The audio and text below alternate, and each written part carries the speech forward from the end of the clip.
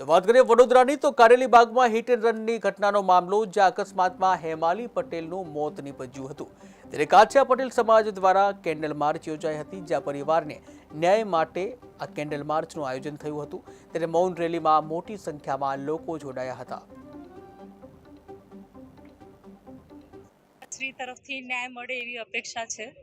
બસ એના માટે જ અમે મૌન રેલી કાઢી રહ્યા છીએ। અહીંથી ગાંધીનગર ગૃહ સુધીની રેલી કાઢી રહ્યા છે। આજે મારા માસી જે કારેલીબાગ આમ્રપાલી એક્સિડન્ટ કેસમાં જેમનું મૃત્યુ પામેલ હતું તે મારા માસી છે। તેમના યાદમાં આજે અમે કેન્ડલ માર્ચ કાઢી રહ્યા છે ભગતસિંહ ચોકથી ગાંધીનગર ગૃહ। સજા થાય એવી હોય, જેટલી વધારે શક્ય હોય તો કદાચ આ એક સાચો ઉદાહરણ બીજા લોકોને પણ બેસશે। જો આમાં બી દરેક કેસની જેમ આમાં બી જો આરોપીને ઓછી સજા થઈને છૂટી જશે તો પછી કોઈ મતલબ જ નથી આ બધી વસ્તુઓનો।